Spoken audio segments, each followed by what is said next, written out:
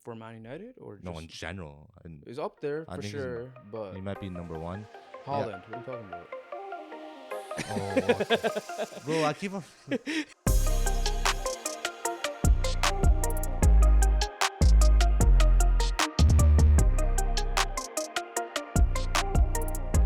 What's up, everybody? Welcome back to the BTR podcast.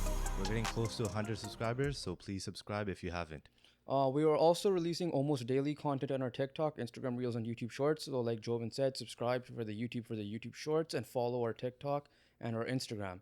Without a further ado, man, well, I thought today we were gonna be talking about the Stanley Cup final preview and the NBA final preview, but who would have thought Boston would have came up with this miracle to make it a 3-3 series, and then on top of that, Dallas is not letting go. Without being said, do you want to start off with the NBA or do you want to start off with the Let's NHL? start off with the NBA with that incredible finish yesterday. Before we get into that, let's take a little flashback to Game 5. Just quick points on that is that Boston just blew out the Heat there. Yeah. They really pulled away there. Celtics had 4 people with 20 plus points in that game, which is pretty impressive, right?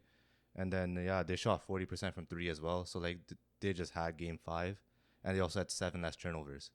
I think Heat had 16, Celtics had 9, which is also a big factor. And big factor with that is Gabe Vincent also missed that game. So obviously, arguably their third best player, you could say. In the series, probably even their second best player at times. You're missing a lot of the offense from there as well. So that was going to be a big thing. Also playing in Boston and them being motivated was going to be a tough win for sure. Yeah, and also Jimmy and Bam been struggling since Game 3. Yeah. And then, but Caleb freaking Martin, right? Probably like the best player in the series, would you say? Consistency-wise. But the issue is if he's your best player in a game, you probably ain't winning. So, yeah. But as a player, yeah, he's definitely he's been the most consistent. Absolutely incredible, man. Like they started him last game, good. He was the only good player in Game 5. Games 1 to 3, obviously he was killer. Another key thing is, and we're gonna continue this over to the Game 6 recap. Jason Tatum just loves to play elimination games. It seems like carried over from the Philly series when they were down 3-2 there, and obviously 3-1, 3-2, now 3-3. He stepped up, stepped off exponentially. I think from Game 3 for sure. I think he has in Celtics franchise history the most 30 plus point games in I saw that recently. Right, he has 4 or 5 of them, I believe. Yeah, and then another thing before we get into Game 6 a little bit with the Celtics and the Heat, Marcus Smart has been consistently playing well. He's he's not known for a 3-point shooter. He's usually the guy you leave wide open, and you can't really right now either. And we'll get back to the ending of Game 6, but I guess let's transition to Game 6 now. Obviously, just a quick rundown. The game was the Celtics went up big by 10 points. I don't want to say huge by 20 or anything. And when it came to the third quarter, and then they decided to choke, but then they went back up again 10 late in the fourth, and then they choke again. And then the miracle ending, Derek White tips it in at 0.2 seconds left after, which is why I said bringing it back to Marcus Smart now. He was the guy who was the trigger man for the shot, and they trusted him. Obviously, his shot went in and out, so it wasn't even it was a bad decision. Yeah. And Derek White just ended up finishing it off. But let's get into the Celtics side of things. Again, the key notes for me were Tatum stepped up, but the big one for me was Jaylen Brown because he was struggling this series. Even though the 3-ball wasn't falling all for any of the Celtics really this game, Jaylen Brown stepped up in terms of being aggressive defensively as well. He made some big plays, and he needed it for sure because he is the second best player on that team. Yeah. And he needed to be that. Tatum with 31, Brown with 26. Celtics 3-point percentage was 20%. So it really, so they were really in trouble, when it came down to the dire moments, because they could have easily blown out that game, but that 3-point percentage really ruined it for them. Another fun fact was in that game, he had a 46% 3-point percentage, but their actual field goal percentage was 35%. Yeah, I saw that for sure. But going back to the Celtics quickly, it wasn't just their 3-point percentage. Their turnovers, they were like you said for Game 5, they held that in check. Game 6 was the opposite. They had 12 to 15 turnovers that game. Also, mixed with the 3-point percentage, like you said, it should have been blown out of the water. Another person I want to give a lot of credit to is Joe Mazzulla. After game 3, people were questioning was Ime Udoka should have been back. Was it too premature with making Mazzulla the full-time head coach at just 34 years old, by the way. And we were discussing it after game 3 as well, that like, yeah, he's not going to get fired or anything, but was it premature, right? Because you still had Udoka available at the end of the season, right? But he, like in the Sixers series, definitely stepped his coaching game plans up, changing defensive schemes, because the Celtics overall defensively have been way better than they were in the first 3 games. Yeah, it's obvious to tell because like you could see Bam struggling, you could see Jimmy struggling percentages wise. Yeah, Joe Mazzulla was incredible in these last few games, and I feel like one of the main switches is that like his leadership really shown, because like the first 3 games, Celtics didn't look great energy wise, especially game 3, right? And to have that switch in game 4, I don't know if like the Celtics having it the hard way, that they're down 3-0, because they're a team that honestly should have ended this series in like max 6 games. Yeah, like even our predictions, I know you gave the Heat the respect, and you said Celtics in 7, which you could be right still, but you didn't envision it to be like that for sure. Yeah, 100%. For me, it was like I thought he would have lost in 5, but I gave him 6 just out of respect of their culture and stuff. And the Celtics that are playing right now it was the reason why I said that, right? Because they have the length defensively to stop Jimmy and Bam, right? They have the shooting when they need it to be. Not even just the shooting, but they also have, Al Horford rim protecting, massive block on Bam Adebayo. That was a nasty block. That was nasty. That was nasty. Yeah, like that was the reason why I had Celtics as winning this in 6 max. But Jaylen Brown, Marcus Smart did say, don't let us have 1. And we were kind of like, even if you let them have 1, I don't think you guys are going to come back. And, even after game 3, we were like, okay, Lakers have the potential to come back and win 4-3, not the Celtics, right? Because we just thought they were dead out of the water. Opposite happened. And here we are for game 7. But anything else for the Celtics side of things? Yeah, I mean, I felt like if they got 1, I would have believed they've gotten 2. So, like, I believe if they won game 4, which they did, they would have won game 5. So then game 6 was really the... Well, no, you said game 5 was a Jimmy game. That they yeah. I said that it was going to go to game 6. I thought it would have ended yesterday. Yeah, so I'm the idiot. But, yeah, so like you said, they got game 5. Then game 6 was really the Miami Heat's game 7. So how are they going to respond? Because like we probably just witnessed one of the greatest finishes to a basketball game in a long time. By the way, that was my only correct prediction, I think, out of both NBA and NHL playoffs. But so moving on to the Heat. Yeah, move on to the Heat. That game yesterday, like Jimmy obviously after game 5 said we're gonna guarantee a win for game 6. Clearly did not happen, right? And it doesn't help when you being that player, and we've seen Jimmy Butler show up in the Milwaukee series, took a little backseat in the Knicks, but still did Jimmy Butler things. Obviously stepped up a little bit in game 1, 2, and 3, but he hasn't been the same since game 3, right? He just he shot 25%, something like that. It was 5 for 21. Yeah, so like I mean, he showed up in the fourth quarter, but not even like the beginning, like the last half of the fourth quarter, which was fine. Like at the end of the day, get the win how you need to get the game by any means necessary. And that's when you're supposed to show up too. So like, but even that is still like not a good look when all you needed to do was maybe shoot 30% and he would have won this game. Because the Celtics were choking this game. Like they were, like Charles Barkley said it on TNT, that the Celtics were ready to give this game away, right? And they did at one point, right? Like obviously Jimmy Butler went on that run, like hit that 3, got the 3-point foul, which was stupid on Al Horford's part, was clutch, hit the clutch free throws. That's what matters. Like you said, 100% that's what matters. But you don't want to put yourself in that position, especially with the Celtics not shooting the 3-point shot well and their turnovers. You don't want to be in that situation where, we have to come back. Credit to them, they did come back. They played their asses off. The shots weren't falling. But at the end of the day, it's still to no avail, right? Because they still ended up losing. Yeah, the reason, like, the Heat were in this game, like, they were, like, unlucky because, like, they were battling their asses off. Like, you could...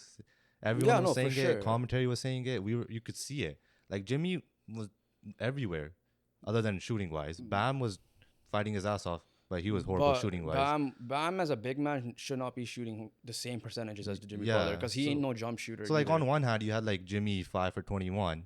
On the other hand, he had 24, 11, and 8. So like, what do you really look at? Especially if he showed up in the last 2 minutes, got his team to the lead. The problem with that thinking for me is that, again, like I said earlier, you could, if you just shot better at the beginning, you may have put them out of the water anyways, right?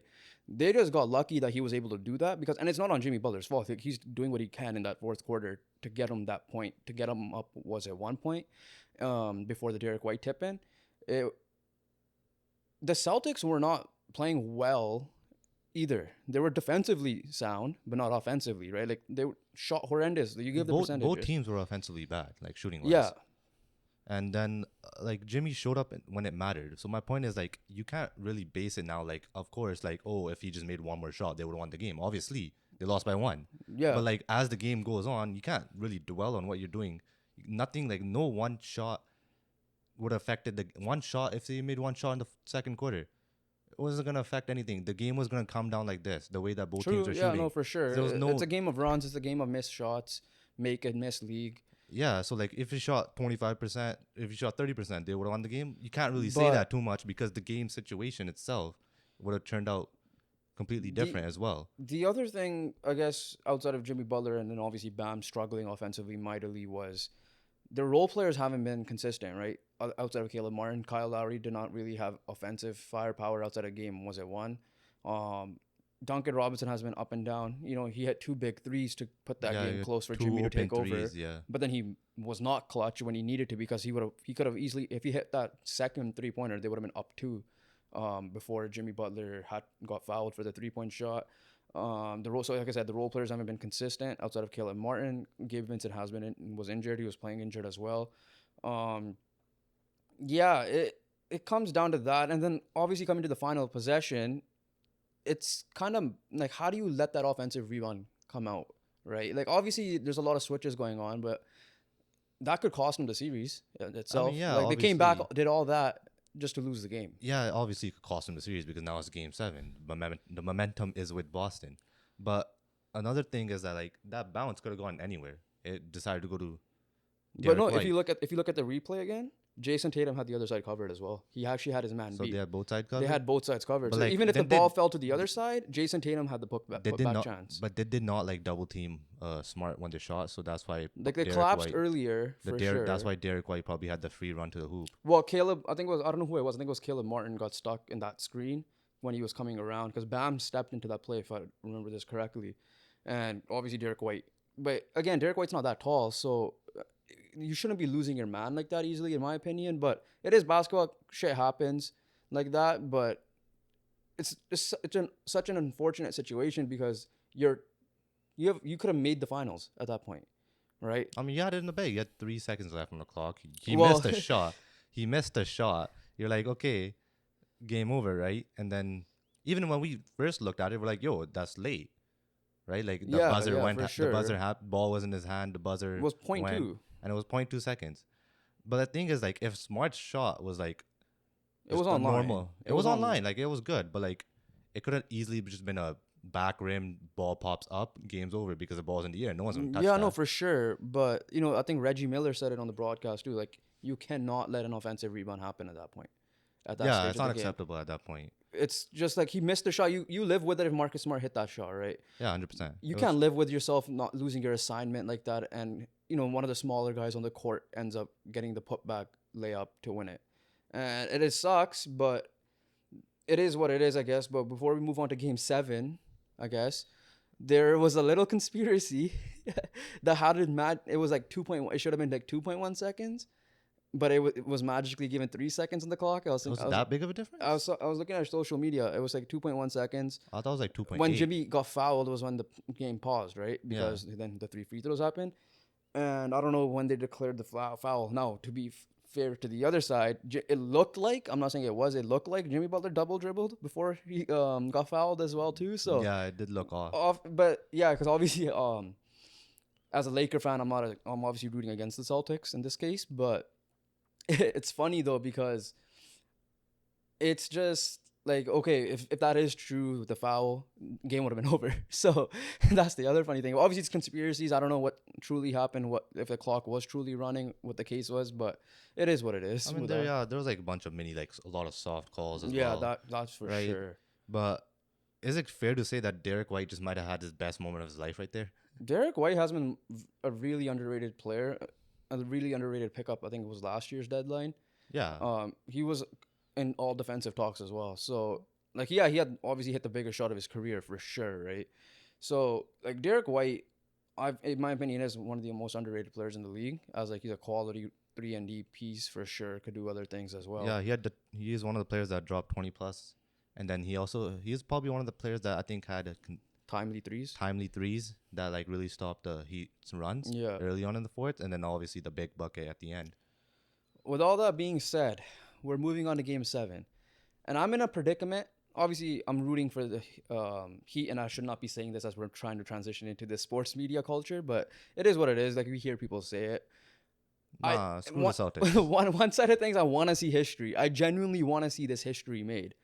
But it's the Celtics, and it hurts even more that the Lakers not Blues. They got swept in the same exact stage of the playoffs, and the Celtics are the ones that's coming back from 3-0. So, if we're going prediction here, I think the Celtics will win this game. I mean, personally, it's the way they're playing now. I don't know.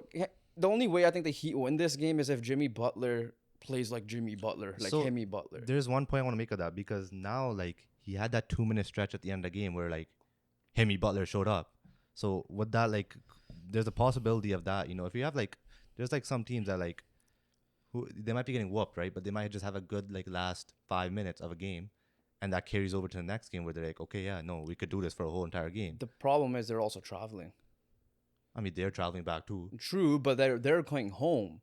Yeah, They're getting their own beds. They're meeting their families again, right? Whereas the Heat are not doing that, right? Like, they're not traveling. They're traveling away.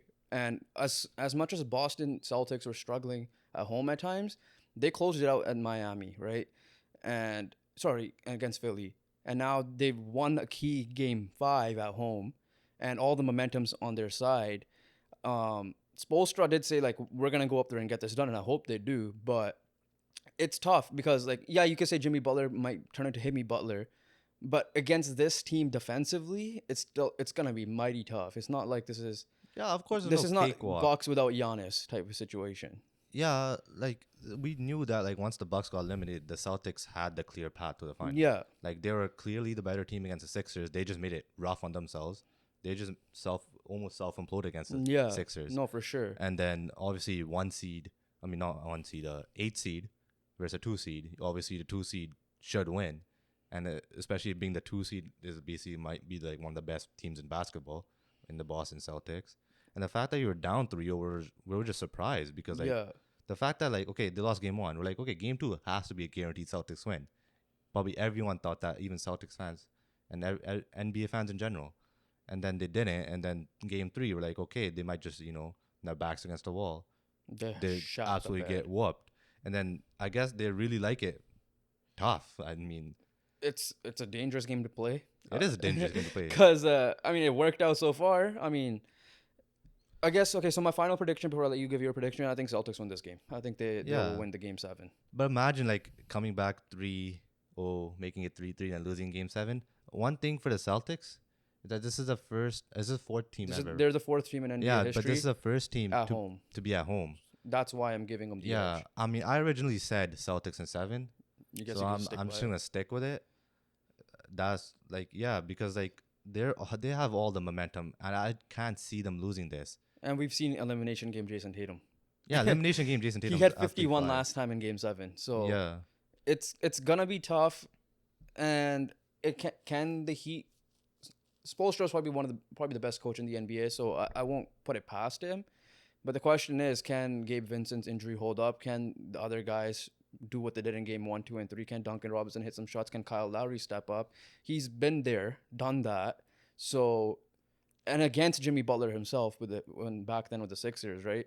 So can that leadership propel them? I genuinely think it will be a close game. I don't think it will be a blowout, and I hope it's not a blowout. I think this game will be the best game of the series. Might be the best game of the playoffs. Yeah, I hope it's not a blowout. I believe that this game will be the best game of the NBA playoffs. All the game sevens have been a dud, so that we have in the NBA, and I hope this isn't one of them, for sure. So we'll see how this goes.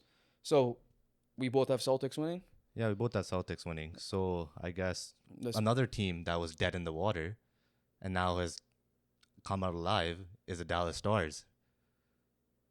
Right? So that's incredible for them. Jake Oranger came back alive, and then Jason Robertson came alive as well. There's also we'll talk game 4 first because game 4 was an overtime victory. Yes. And Jake Oranger bounce back performance. You got that right. Got the win. Aiden Hill still exceptional. Yeah. I'll let you take the reins on game 4. Yeah, so Aiden Hill still exceptional. I think that game, Dallas finally actually tested him properly. Aiden Hill produced his best game of the series. And Jason Robertson came alive. I was about to say with 2 goals. Yep. And then Joe Pavelski with the overtime winner. He's still continuing what he did. And this was without. So they have another game. Jamie Benn's suspension is over now, right? It was just 2 games they won. Yeah. So, well, obviously, I still think he's going to play the next game. But I guess moving on to game 6. Yeah, I mean, game 6 is like Vegas scored. I think Vegas scored the first goal in every game. No, sorry, game 5. Oh, game 5. Yeah. Yeah. They're going to game 6. They're 1 game behind the NBA ones. Yes. Yeah, I mean, Vegas got the first goal again. It's not like Vegas are playing poorly, but the Vegas are like the Celtics. They're making terrible mistakes. Yeah. And in that game, they had 24 giveaways. And then one crucial one in the end to get the game-winning goal. Jason Robertson with another goal. And then Ty Dellandrea got 2 goals in 2 minutes. Yeah. And then obviously iced the game. But yeah, Zach. That one goal was obviously I think it was deflected, but it looked like Aiden Hill should have had it. Yeah, to keep it 3-2, and there was a potential goalie interference, but it wasn't. That wasn't. That was not goalie interference at all. The Vegas defender, I forgot who it was, clearly pushed the Stars player into Aiden Hill. So like, the Stars player couldn't really stop. I think it was Domi. He couldn't really stop bumping into Aiden Hill, and then Ty Dellandrea got 2 goals in 2 minutes to make it 3-2 and 4-2, I believe, right? Yeah, for me the key is Jason Robertson has emerged for sure, right? He's helping out Joe Pavelski.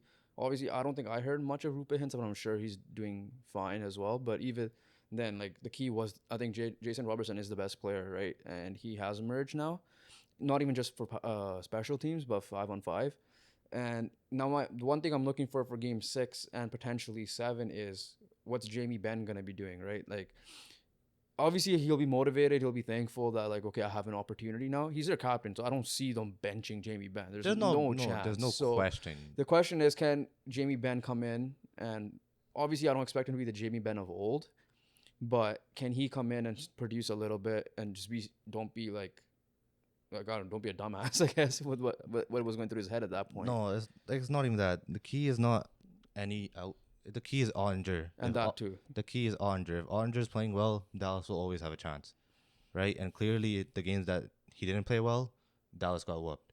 Last 2 games he played well, and they won both games. And he's been Oranger has been impressive and also bad. But the impressive thing is that like every time he got pulled, man comes back with an incredible performance. I definitely thought, I'm like, okay, I think that was a sweep for sure. Yeah, like we 100% thought a sweep. I did not. Obviously, you called it that. You think Ottinger would bounce back and steal one, but lose game 5. But yeah, no. For me is, I guess the key is Ottinger. Can he step up? But I do want to see Jamie Benn, see what he's going to be able to do. He was playing okay, I think, at the start of this series, even though they lost the games, but because they were close games except for game 3.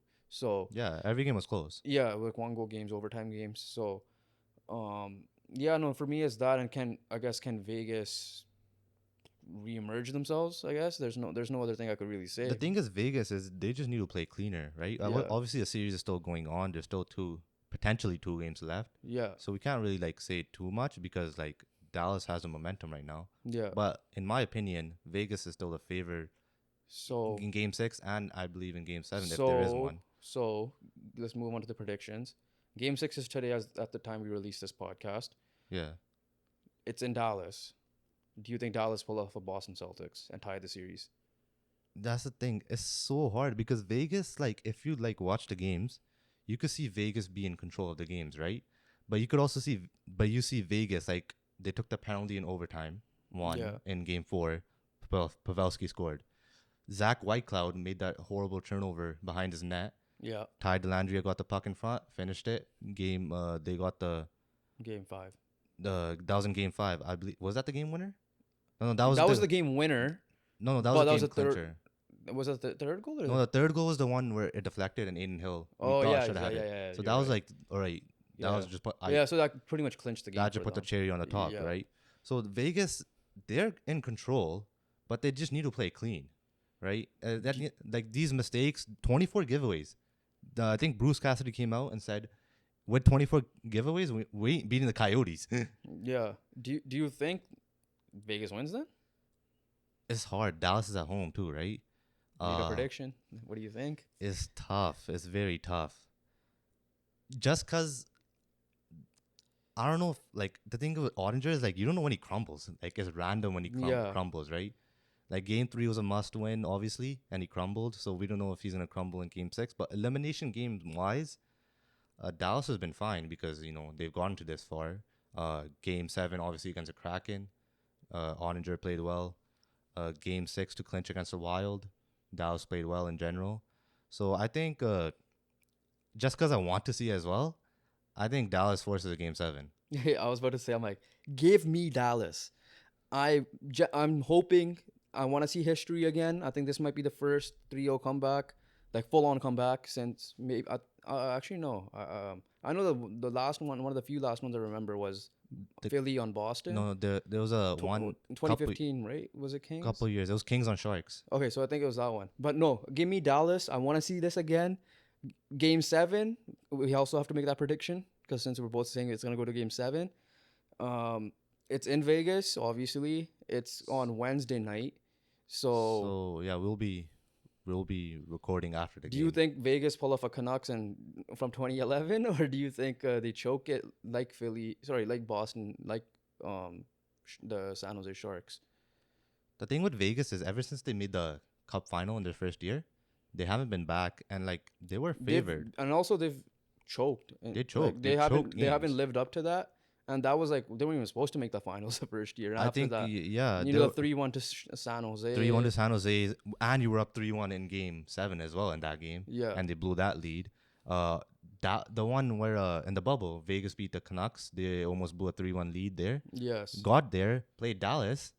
And Dallas beat them 4-1, I believe. So give me Dallas. They make history again. 4-3 Dallas, my prediction. We'll come back on Thursday's episode and we'll see if I'm right. I think I said Vegas wins in 6, but I want to see 7 games. But I think Vegas will obviously, spare themselves from embarrassment and win game 7. Okay, so you have Vegas in 7. I have Dallas in 7. We'll see what happens next episode. But before we move on to our quickfire topics a little bit, I have a question for you. So, what are the Denver Nuggets and what are the Florida Panthers thinking at this moment? Like, obviously, the finals are pre-scheduled, so it's not like, they're waiting on anything. They're still waiting. They still would be waiting on June 1st anyways. Yeah, Denver will be waiting June 1st. But you can't really prep for anything at the same time either, right? Like, either way, you're going to be rusty. So, at this point, if you were a Denver Nugget, like, if you're Jokic or if you're Kachuk, what are you thinking? Or if you're the coaching staff, so what are you thinking? I mean, me personally, get away from the game. Like, if you just but really keep in shape still. Obviously, they don't keep in shape. They will be in shape. They're not going to lose shape in like 5 days. Yeah, no, for sure. It's just like sometimes, like, it's like stressful environments, right? Like, there's serious games, biggest games of the years. Obviously, finals for both are coming up. So, like, yes, obviously, you got to do your team meetings and, like, all that stuff if they have that schedule. But, like, if you're, like, on your own, just, like, get away from the game, like, get away from social media. Just try to, like, find a way to just keep yourself calm, relax, spend time with a family or something, That's what I would say. Is it, like, almost a week now? It's probably, like it's going to be. days? I mean, yeah, they swept. So was it Lakers got swept last Lakers episode, right? kept on Monday. Yes. Yeah, so it would be almost a I'll week and a double half check that. because NBA playoffs start June 1st. I believe that's a Thursday. Yeah. So Denver will be waiting a week and a half. Then Florida won the day after, I believe. So Oh, no, yeah, no. I yeah. think Monday, May 22 no. was Florida won the same day. I believe they both. Monday, May 20. Yeah, because that's why these games are on the same day Yeah, as well, yeah. which sucks for us. But okay. Second part of that question is: would you rather be well rested going into something like this? It doesn't have to be the finals, but in this case, it is the finals. Or do you think a team like that might get rusty a little bit, and like a team like Miami or Boston, whoever wins this, or whoever wins from Dallas, Vegas, might have a little bit of momentum on their side going into, especially a team like Boston, for example, winning 4 in a row. It is definitely they'll be rusty. A week and a half away from the game. Obviously they'll probably have their team practices and stuff. Yeah, but yeah, it's nothing like a game though. That's Yeah, the thing. it's nothing like a game because you don't want to like get injured in practice too. So like Yeah, the intensity is gonna be, the physicality will be dropped for sure. because if obviously game 7 is today at the time of this release, and that's 3 more days is the NBA That's still finals. yeah. So like the thing is like you can't really say the teams are tired because they still have a 3-day rest, right? Yeah, but one of them has way more rest. So then what does the like? I think it Like should for me, like a perfect rest is this 3-day rest. a 3-day rest is 3-4 day perfect. rest to strategize and recover. But for them, it's like they've been away for a while. Yeah, I would prefer like this game 7 situation. Maybe not in game 7, maybe a game 6 situation, because then game 7 you're gonna be trying your ass off, right? So like who knows what could happen throughout that. But yeah, I mean, yeah, if it's like game 6 would have been perfect. It's like say Miami won, yeah, they would have like what 4 or 5 a good like 5 days, and then Denver obviously having a week and a half, so it's a little yeah. bit tough. And then Miami doesn't have to wouldn't well obviously it didn't happen, but wouldn't have to go through that stress of game 7, the emotional roller Yeah, because coaster. especially if Miami wins this, they travel to Boston, then they might have to travel back home and then travel to Denver. Whereas Denver's just chilling at home. So Yeah, it's that's like true. Yeah, Florida's the opposite. Florida's waiting to see where they need to travel. yeah. Because obviously Dallas and Vegas are higher in standings. But if Celtics win, do Celtics had a better overall record than Denver. The Celtics, it was like because the 3 East teams like Bucks, Celtics, and Sixers all had a better record than Denver. Celtics were 57 and 25. Denver was 53. Yeah, you're right. Sorry. Yeah, you're right. Yeah, so if Celtics win, they're home. Yeah, they are home. Which is yeah, obviously. So Denver's still like waiting. Denver was 4th, so they were even also behind Philly. Yeah, they So- were also behind Philly. Yeah. Okay. Never mind. I take. That was my mistake. Should I fact check that? I just assumed Denver had like close to 60 wins, like Milwaukee did. No, but- no, yeah. So either way, yeah. So they're both still anticipating waiting where they're gonna travel to, right? Like, oh well, Denver could either be at home or they're traveling to Boston, one or the other. yeah. Just moving on to off-court news. The Bucks found their new head coach. Yeah. Adrian Griffin, your boy from Toronto, assistant coach. The news obviously came out, I think Saturday morning, and the other finalists were Nick Nurse, who apparently backed out, Oh, wow. Yeah. and according to Shams, and Kenny Atkinson, Golden State assistant, mean- former Brooklyn head coach. Shams is always right, so he probably did back out. So, and then Giannis was the main guy that vouched for Adrian Griffin as well. yeah, like he deserves this opportunity. He's been in the league for a while now, and it's also his son's in the league too. So like he's been there for a while. Yeah, And former player as well. yeah, he was obviously the head assistant. So every time Nick Nurse was out, Adrian Griffin stepped in, and he did a good job when he stepped in. Yeah, I mean, again, like my same thing still stands for me. Last part, I know you said Darvin Ham situation. I agree with that. The pressure is going to be heavily on, even more in my opinion, because this team is ready made, right? The problem with this right now is you don't know what roster you're going to have next year because Middleton is a player option. And I'm assuming he might resign, but we know all these Houston rumors coming out of nowhere. We don't know what's happening with that if he even opts out in the first place. And Brook Lopez is a UFA straight up, right? And he was in Defensive Player of the Year. Did he win it? No, he didn't win. Oh, Jaren Jackson won it. So he was like the second. I think he was second to him. Yeah, it was him, Mobley, and Jackson. Yeah, so I the think three I think he finalists. was second or third. Either way, so we don't know what the roster is gonna be like. For me, pressure is obviously slightly on, especially not always the guys you vouch for work out. Look what happened with Steve Nash, first time head coach himself. But the difference is, like you said, Adrian Griffin has had obviously small head coaching experience, but head assistant experience, and he deserves it, fully deserves it. But the only thing that scares me is the short leashes in the NBA. He doesn't do well in, let's say, 2 years, he might be gone, right? I don't know what his contract situation is. I don't think he got released of how many years he signed for. Like, I know like with Darvin Ham was 4 years.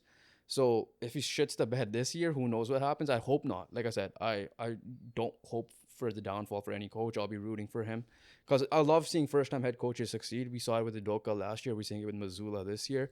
Darvin Ham had his struggles, but he still did well. Frank Vogel was a head coach before. But yeah, he'll bring that Nick Nurse culture in for sure. Yeah, Like he was under he Nick knows Nurse what to tree. do. Giannis have seen the wall. He won a was the title. originated. He's won a title. That as well. So he has experience. He's under Nick Nurse. Nick Nurse, first year head coach, did well. So he could obviously, use that experience, that learning moments from Nick Nurse, obviously.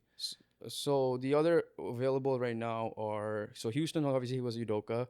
You guys and the Raptors are still. I think I saw a report today that they're narrowing it down slightly. I saw a report. I'm not sure how true it is, so I'm not gonna say fully that Becky Hammond might be out of the race. And then obviously Philadelphia is still in the mix there. So we'll see. Yeah. So congratulations, Adrian Griffin. We're rooting for you. Obviously, I don't think Jovan will be rooting for you when you guys play each other. But other than that, hope the success for that. Yeah, you don't know who we are, but we're rooting for you. So, hey, one day maybe. I mean, once a Raptor, always a Raptor, right? Except for when you're playing us. So hopefully. Hey, usually when former Raptors come by, they outcoach you or outplay you. So I mean, Dwayne Casey did it. Let's see what Nick Nurse pulls off, and then obviously Adrian Griffin. So we definitely Chris Finch had his moments, but we lost our head coach, we lost our head assistant. So that means your whole coaching staff is out. Yeah, and now it's official. The only guy on the roster was on the starting on the staff was Griffin. So yeah. But anyways, let's move on to some of our quickfire topics. We'll start off with the IIHF. Congratulations, Canada! They have won gold once again. That beating a surprise team in the final, in my opinion, Germany. I'm looking at this thinking, is this not soccer? But like women's soccer or something? This is that type of final? But I mean, first of all, what a shock. Canada won a hockey tournament. Oh my God. Right? Yeah, but like Germany beat USA in the semifinals. Yeah. And then obviously made the finals. Canada, just being how goated they are usually in hockey tournaments. Canucks players, congratulations. And Tyler Myers. Oh yeah, Tyler Myers played, Ethan right? Bear. Ethan Bear and Tyler Myers. Wow. I mean, like, they're good for IIHF, and another thing I just realized today, obviously I didn't get to watch the game, but when I saw the highlights after, Adam Fantilli was on the roster. He's the first, Adam Fantilli, the projected second overall pick for Team Canada. Yeah. And he was, I think, Michigan Hockey, I think, posted this, that he's the first player to obviously win the juniors, win the Hobie Baker Award, which is College Player of the Year for hockey, and obviously win a senior Canada tournament. Obviously, this tournament obviously is a little weird because like all the NHL playoffs are still going on, and the top players usually don't play in it majority of the time. Yeah, and then the other side, it was a massive upset in the bronze medal game. Latvia beat USA. Latvia. And the reason why we're pumped is Canucks goaltender, prospect, I guess you could say. Artur Silovs. Artur Silovs had the tournament of his life. I think he was named goalie of the tournament for sure. And he had a massive, massive tournament to raise his stock to be a potential backup for Thatcher Demko next year for the Canucks. I mean, yeah, for sure, because like there's no real backup right now, obviously, because Spencer Martin didn't really. And Colin Deal is a free agent. And then Colin Deal is a free agent. And Artur Silovs did perform well in the Canucks uniform this year. And then obviously if you beat USA, I mean, you definitely got to make some saves. So this is also record-setting 28th gold for Canada. I think 5th in their last 8 years. So yeah, once again, Canada brings gold home. But moving on, we have some very good news in the MLB. MLB? And the MLB. I know we didn't have it in our topics today, but I just saw this. I forgot to add it in. Yeah. Liam Hendriks. Oh, yeah. He is in remission from cancer, and he is making his his return, on Monday. So at the time of this podcast, today. And for those of you guys who don't know, he's a White Sox closer. Perfect time for him to come back because the White Sox have been struggling. So welcome back, Liam Hendriks. We're rooting for you, and we'll see. Obviously, I'm sure he'll be fine. Yeah, just absolute respect, because life had just really given you something that, like a real sucker punch that you couldn't really control, right? Yeah. And that's why, like, people, I respect everyone who like always does this and always come back, because they keep battling. Like, they never lose hope, right? And that's like the fact that obviously we've seen this with DeMar Hamlin and Yeah, and Bill he's I safety. think he's safe to come back as well. Yeah, so he's battling back and try to play still. Christian Eriksen obviously had that Yes, collapse in the Denver, not Denmark, in the Euros. Yeah. and then now he's back playing, and now Liam Hendriks, Yeah. battling cancer, coming back. It just absolute respect to all these guys. Just At they're inspirations, because like they just got sucker punched out of nowhere, Yeah, and for then the sure. fact that they didn't lose hope and fought back. For Foster Moreau as well for the so obviously Yeah, former tight end for the Raiders, now Saints. He went to give it. He was supposed to sign with the Saints, got a medical, and he had I forgot exactly what it was, but something in his medical. I'll check, but Foster Moreau obviously had the same thing, and he's recently signed with the Saints. So the team that saved his life, I think he's also from Louisiana, if I'm not mistaken, yeah. is back on the NFL roster as well. And that's incredible to hear, because like you're on your medical and you just see like, oh, wow. You just really just put your life into perspective. And like the fact that like the respect is that like they don't lose hope, right? Like their mindset doesn't change, because like they're people too, right? Like any this could happen to anyone. Obviously, like these guys are probably one of the healthiest people on the planet. Right? Yeah. They keep their body in check. Obviously, they exercise. We all know that. So like it could generally happen to anyone, and like they're inspiring a lot of people just like to not lose hope, keeping faith, and just battling back. So Foster Moreau had this was happening in March 22, 2023. It sucks on us. We forgot to bring this up when he did sign. That was our bad. But he had been diagnosed with Hodgkin's lymphoma, and he had to step away from football. And then he signed on May 10, 2023. So just before we started our podcast, 3-year, $12 million deal with the New Orleans Saints. And he's also a solid player. He's a Yeah, good backup. and that's with his hometown team. He is born in New Orleans as well. But like you were saying, we're sports fans. Obviously, we root against guys like we obviously as fans we root against the Celtics. We root against the Bruins as Canucks fans. We root against like the AL East, except for the Blue Jays as Blue Jays fans, right? But no matter who a team you play for, who you play for, I'm not a big Saints guy myself, but you always root for that player, right? That athlete, that coach, that person's family member, because you don't know. Let alone, right? Craig Anderson had to go through this back in the day. With his wife, right? Yeah, his wife So had cancer. at the end of the day, this is huge news, and we always root for this, and we hope Liam Hendriks, in remission, kills it for the rest of the year. Yeah, I mean, he's obviously like one of the best closers in the game.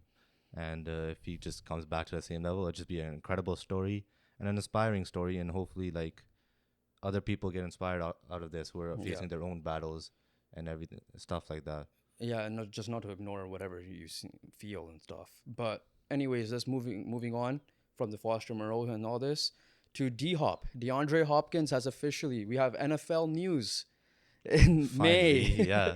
DeAndre Hopkins has been released by the Arizona Cardinals, and after failing to find a trade made, one of the top wide receivers, in my opinion, still top 10 for sure, arguably top 5 in the bottom half of the 5, in my opinion. Came back from a suspension last year and killed it. Like, he was putting up numbers with that shitty Arizona team, even after Kyler got hurt. Yeah, I mean, obviously the number one free agent. A lot of teams will want him. Obviously, he'll probably go to like some team close to like contending, because he's never won the big one yet. He did say on the I Am Athlete podcast, his top 5 QBs he'd most like to play with: Josh Allen, Jalen Hurts, Patrick Mahomes. You see the theme. Lamar Jackson, newly signed, and Justin Herbert. I'm surprised Joe Burrow's not on this list, but I'm sure he probably. I mean, Joe Burrow has like 3 wide yeah. receivers. So, already. but Justin Herbert. Like fit wise, it's obviously for me it's the Bills. For me, it's Kansas City because they don't have a number one. They don't have it. But the thing with my point for the Bills is, their number one is Diggs, right? But other than that, they don't have production from anyone else consistently. Yeah. Like obviously Gabe Davis had that monster games, and some games this year on that monster game last year against the Chiefs in the playoffs. Dawson Knox. Dawson Knox, yeah, is just not consistent. Like you really need a number 2 that could like obviously produce. And we already know what Stephon Diggs is gonna do. He'll get his 1,000 yards. Yeah. He'll get his Free him up as well. many receptions as well. Yes. And also, yeah, the Bills looked stagnant a little bit, right? They needed another weapon, and obviously simple game plan, double Diggs, and hopefully win your 1-on-ones against Knox and like Gabe Davis, and then they really struggle against the Bengals in the divisional round, I believe, right? Yeah, Yes. the divisional. Yep. But yeah, no, that makes sense too. Like I think the Chiefs might be the favorite because he is gonna be the guy. Right now, the guy is Kadarius Toney with Juju moving on to New England. They also have Kelsey. Yeah, so but that still pairs up. You still give him a wide out, right?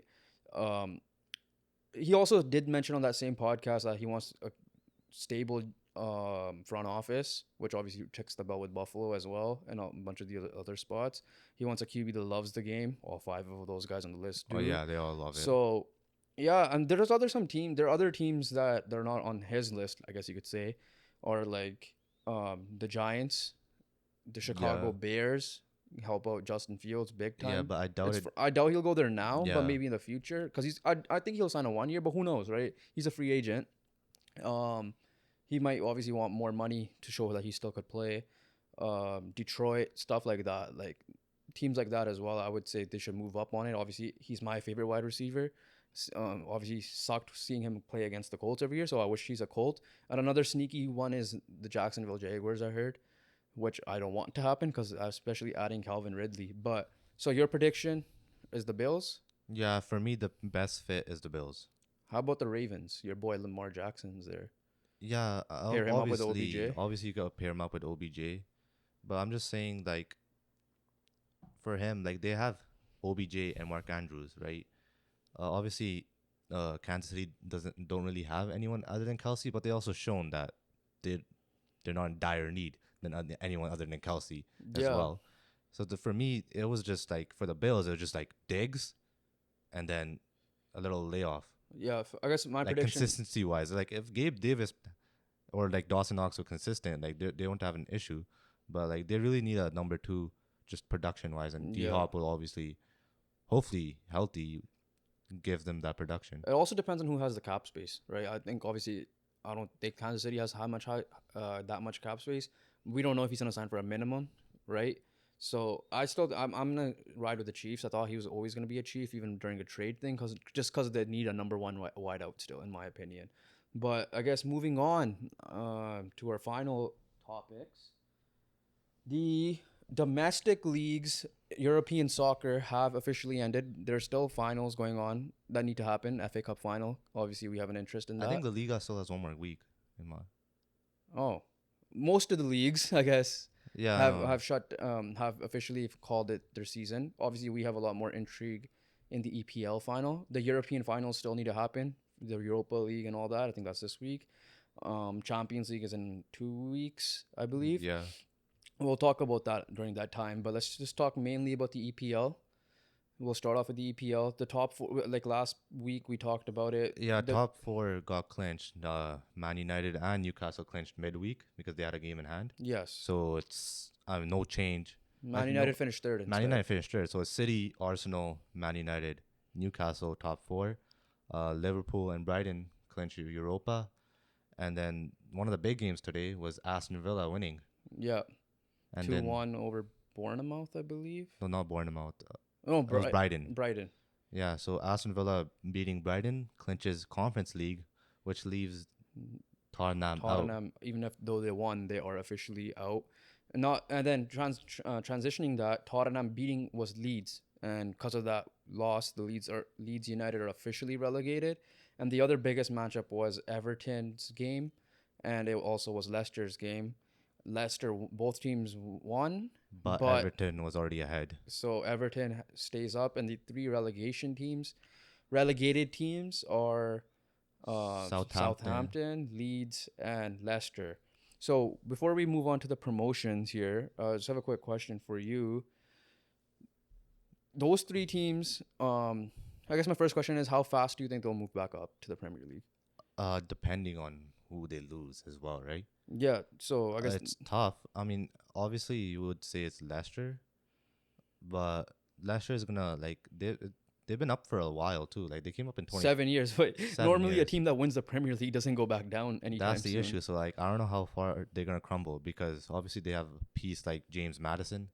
Okay, Obviously is so let me transition to that now. very expendable. Let me transition to that now. So the players that I've seen that could be on the move. Let's start with Southampton because I have the roster pulled up Yeah, here. it's a James Ward-Prowse. there's two in my head. One is their center back, Bella Kochap. And then their midfielder Romeo Lavia. That's the one I was bringing up, a young stud. Absolute beasts, both of them they are. Yeah, so those three are obviously big names. You could obviously throw in other names that are that could move on. You know, names like Kyle Walker-Peters, for example. Yeah. Guys like Charlie Adams or Che Adams, sorry. Che Adams, yeah. Yeah. So that's one list. You move over to the Leicester now, and so those are the three that you think are gonna move no matter what. Yeah, those are top sorry, three. let's go Leeds because I just have it pulled up right now. Leeds, there's one I could think of on top of my head, and he was pretty good. I remember him playing against Man United because I think the way the league scheduled it because of just World Cups and everything, right? You want to look at they had back-to-back games against Leeds, and the one player that really caught my eye was Somerville.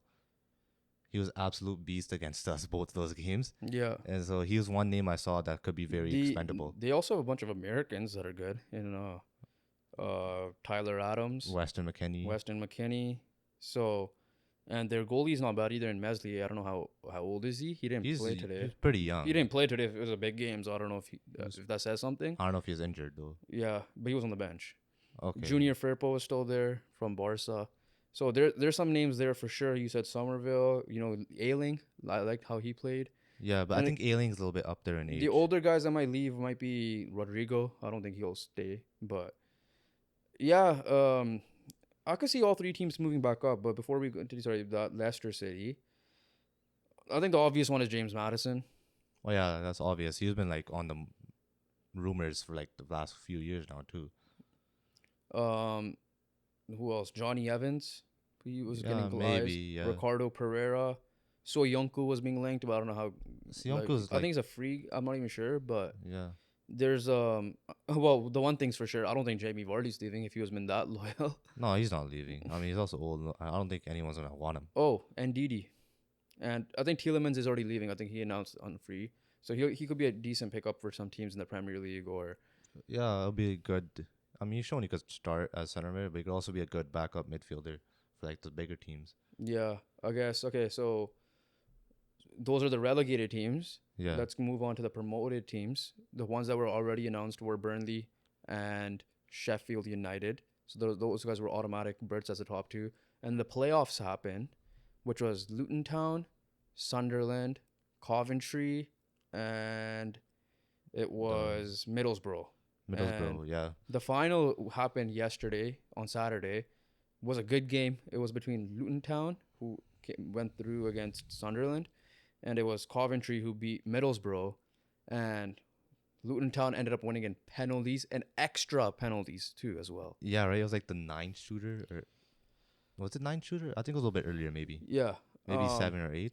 Watching that game, obviously I've never watched a championship game probably before. I had it in the background, so I wouldn't say I was fully paying attention, but the game was good. It was back and forth. Obviously both guys had stuff on the line, but so welcome Luton Town to the Premier League, and all the memes have popped up because they are one of the smaller teams in England. Yeah. Their stadium's like in the middle of like nowhere's where the houses are. There are rumors that they might not be able to afford to move up. I don't think that will end up happening, but I mean, I hope that doesn't happen because, like, they actually earned their way up. Yeah, for sure. So those are the promoted teams. So before we move on to, obviously, the FA Cup final, we'll talk about next episode since it's next Saturday. Let's talk about, just recap the season in general, because obviously this is the league that we pay the most attention to. Who are your biggest, let's start with Man United, obviously. We're both Man United fans. Met your expectations, exceeded your expectations, not live up to your expectations? I mean, Erik ten Hag's first year. They definitely exceeded, right? Because the expectation was top 4. And a trophy they got. And a trophy, Potential right? Too. So, but the top 4, and like, it was obviously impressive because it felt like a long time ago. But at one point, Manchester United were 20th place, Yeah. right? Second game, 2 games into the season. So we didn't know what was going on. But the thing is, like, reason why I'm saying exceeding, because yeah, they got top 4, right? That's what they're expected to do. It's just the way they were playing, right? Last year, the way they were playing, it wasn't like sustainable. Like every time they did win a game, they lost like 3 or drew, like had poor results after. The way that they were playing this game, like the ball movement especially improved. We got to see the best of Bruno Fernandes brought out of him, the best out of Rashford. Who is very underrated in my opinion. I know people are gonna make fun of his rat face and his complaining. Bruno Fernandes is one of the most not talked about guys in the league, in my opinion. Yeah, he may be ugly, but he's good. But yeah, I mean, Rashford balled out. Obviously, we definitely got to add pieces. There's no doubt about it for sure. Like, this is not complete. Like, we're definitely not Arsenal level right now, because Arsenal's been at it for a couple of years as well. This is our first real year of rebuilding. And this is the first year with Ten Hag. And first year with Ten Hag. What else could be done. Obviously, we're not level of City right now. Obviously, Liverpool needs some retooling, but they'll be back as well. So the fact, like, I mean, the changes that were made were incredible. Casemiro, great. Probably the signing of the summer window for sure, right? For Man United or just no, in general. And he's up there for sure, but he might be number 1. Haaland, what are you talking about? Oh, bro, I keep on Haaland. Doesn't feel like it, but yeah, Oh Haaland's my. for 60 mil. Okay, yeah. So obviously Haaland's 1. Yeah, Proud. Yeah. Okay, he's top 5. Casemiro. yeah.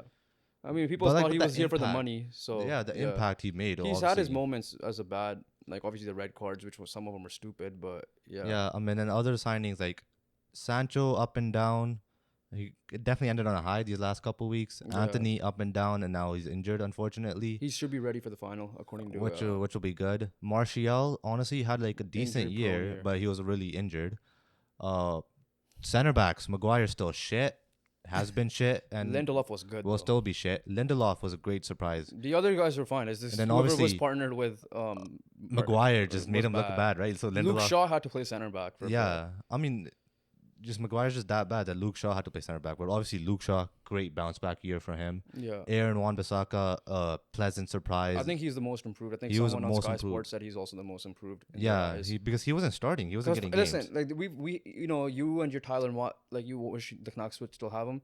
That's my version of it with Aaron Wan-Bissaka. People wanted him out because of his offensive capabilities weren't the greatest. He's shown it this year, and don't tell me anyone else is better at one-on-one defending. And He's the best probably one-on-one soccer defender. in general. He is But definitely in the league. best for sure. one-on-one defender in the world.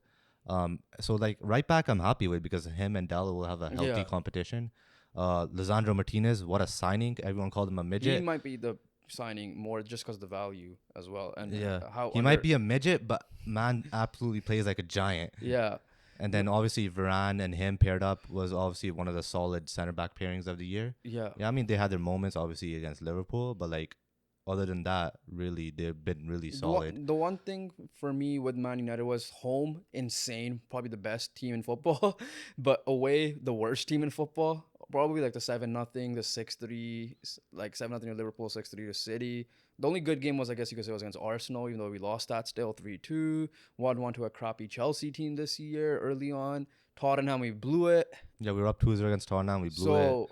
2-2. Again, the last thing before we close up, before we go ramble on Man United, because we could do that all day, is the freaking ownership. We got to figure that out, like you mentioned, because obviously this team ain't it to win it next year still. But we still need the pieces, and I have some transfer targets for overall in general we could talk about. Just figure out that ownership. I hope it's obviously Glazer out, but we don't know what's happening with Ratcliffe or the Qatar people. So just whatever the case is, I just hope that they just get better and bring in the guys that we need that could fit the team and not do what they've done with Harry Maguire in the past. The fact is that Ten Hag shown that, like, all right, he's the guy. So then he should have the respect of taking control of like getting the players that he would like that will fit his system. So whatever he is on his wish list, that he. But the problem with that is we're selling. So the excuse is, oh yeah, well if Glazer's still in charge, we're selling. That's gonna be the issue. It's not even like bringing in the guys. That's not the problem. The problem now is gonna be how long are they gonna draw this out for? This has been going on since January now. So that's the key here. It's not just like yes, listen to him for sure. I'm just saying, yeah, in general, like he earned that respect of like taking control, like how Pep has taken control. And he's the one who brought in Lisandro. Yeah. Obviously, Anthony, me and you have had arguments about him. He's up and down. But he still shows why he's on the team playing over Sancho before he got hurt as well. So I guess enough with Man United. We'll move on to our surprises and disappointments of the year in general. I'll start. The biggest surprises, I guess, in the first one I'll name is Newcastle. I think that's easily by far. Yeah, 100%, because they got those owners, right? We're like, oh, these are probably going to spend big. They haven't. They kind of did, but not to the guys you would think. Yeah, of. Like they Isak was haven't. a big signing. Yeah, they had it, and then they also managed a Champions League spot. But Isak obviously played well. One guy who was really good in the beginning, probably not heard of him much lately, was Miguel Almiron, who was absolutely killer in the beginning. Killing. I think he was injured a bit too. Thing with I can't talk Alan right now. Saint-Maximin. Alan Saint-Maximin. One issue with him was that he couldn't really fit His style. But he was just so good. But he was so good, so fast, and so good one-on-one that they had to play him, obviously. The other guys, Sven Botman had a great year. Yeah, he could have been they're defensively, they were really good. Sven Botman, really good. Kieran Trippier, Nick Pope was probably Nick the Pope, goalie of and the then year. they had that gigantic left back in Dan Burn, and then Fabian Schär was also a sick center back. Longstaff brothers. And then Longstaff. They had good depth pieces, right? Good role players, if you would put in NBA terms. Yeah. The thing is, can they add in a star player, right? The world class. Which I think they will. Names are out there like Neymar and them, which we'll talk about later. But I guess you want to name a surprise or a disappointment? I mean, obviously, one surprise was Brighton a little bit, because the way that they've been playing. If you look at their style of play, it's been incredible. And obviously, they were good in the beginning, Graham Potter, but then he took the Chelsea job, and then Robert De Zerbi stepped up and still kept him at the same level. There was no drop off at Brighton. But another surprise is Arsenal. Yeah. Right? Yes, season ended horribly wrong for them, in my opinion, and it was a disappointing end for sure. But at the end of the day, if you're looking at it just straight from the beginning of the season, the expectation was top 4 and not title. Yeah. I guess last one for the surprises before we get to talk about probably our 3 disappointing teams. Aston Villa fired their Gerrard, I think it was. Yeah, fired Gerrard season, early in the mid season. And brought in Unai Emery, and from being at relegation at one point, have now secured the 7th seed or part of the Conference League, ahead of a team like Tottenham as well. So, the run, because they were relegation at that point, right? When they fired, and Unai Emery obviously came in, very well respected coach. Yeah, knows his stuff, and came in, took him all the way to 7th place and earned him a European spot. So we're gonna see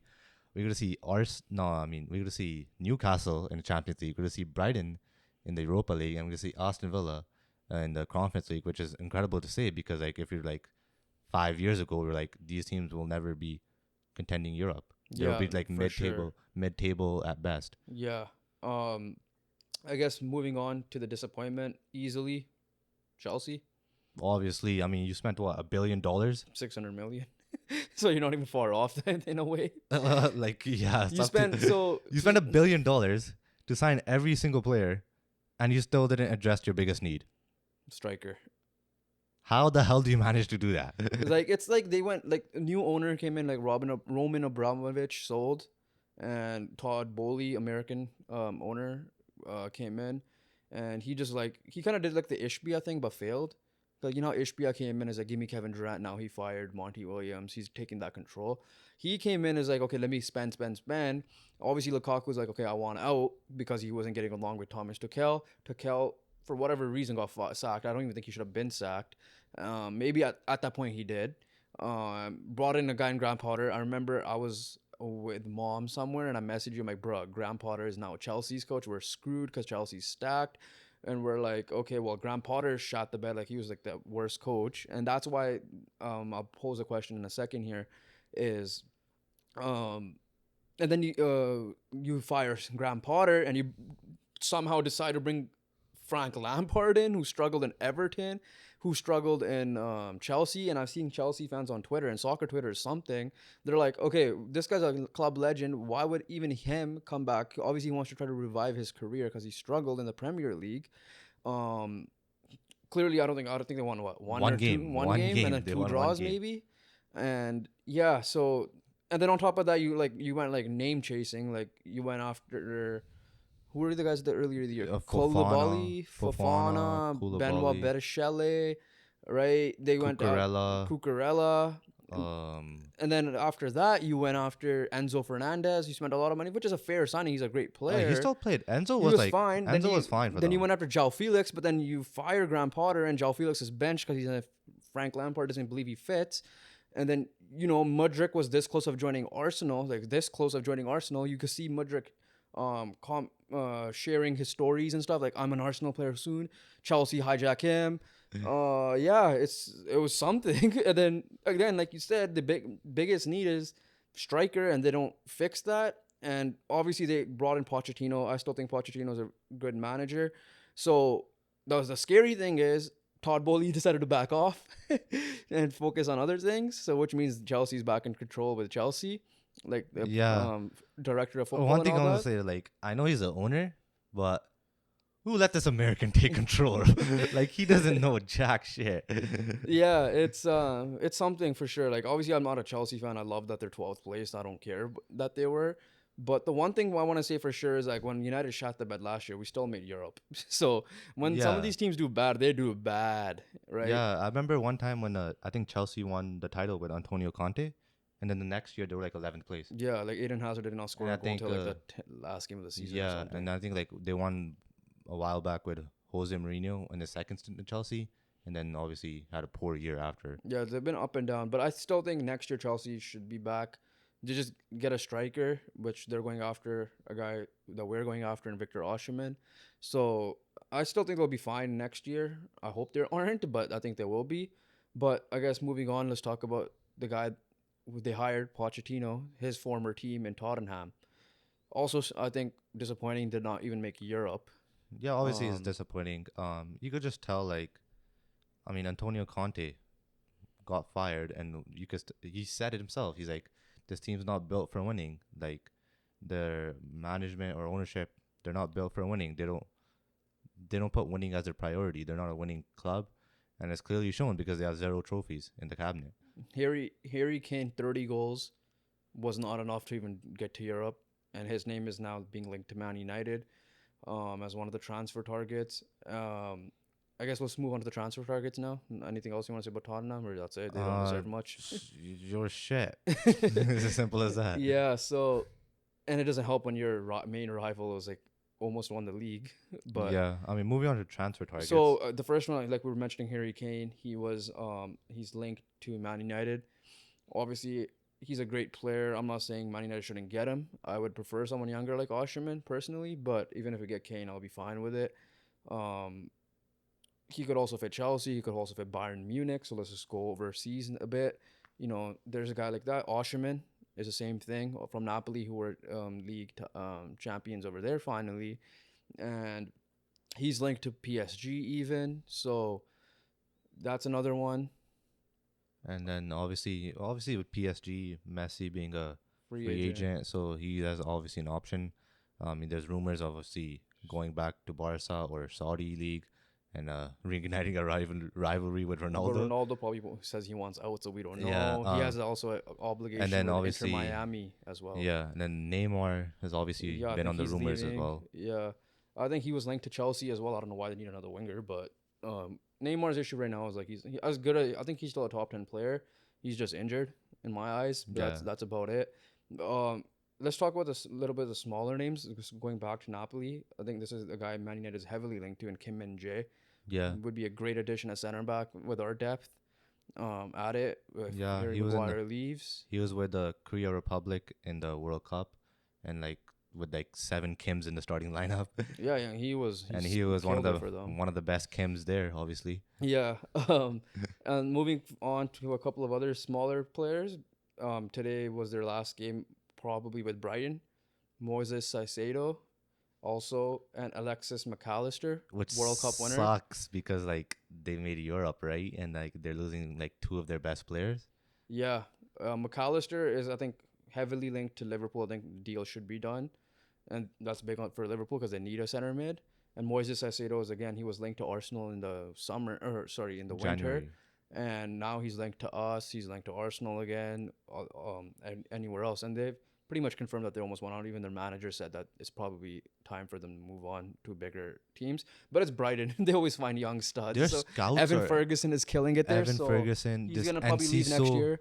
And Ciso's like from somewhere from like the Caribbean area. Yeah. I'm pretty sure. Just randomly got him. And then Estupinian, their left back, was Yeah. I think Ecuadorian, I believe. Yeah. It's just insane. Their scouts and their development team, they just bring up So players. Dom and Benfica as well. And So Benfica. that being said, the last couple of names I've added on the list. Di Maria was announced that he's probably not coming back to Juventus, so he's back a free agent. Paredes was, I think, on loan to Juventus. He's going back but should leave PSG again. And another guy who's heavily linked to Man United last year and this year, Rabiot. Oh yeah. So he'll be a good depth piece wherever he goes. So these are some like big names. We'll be talking more about the off season in general, transfer window probably after the Champions League. Yeah, it opens up in July, which is so the fun thing because there's rumors every day, and it doesn't end till like it's going on for 2 months. till end of August. And same thing with the NBA and NHL off seasons. We'll cover a little bit after their respective final runs as well. But before we close out today's pod, we got a new champion as well in soccer. Before, we already congratulated Man City, we congratulated Napoli, we didn't congratulate PSG, but they won the league. It's also time to congratulate not Dortmund, but Bayern Munich once again. And so essentially Dortmund had to win and they were in, or a Bayern Munich tie or loss would have been enough.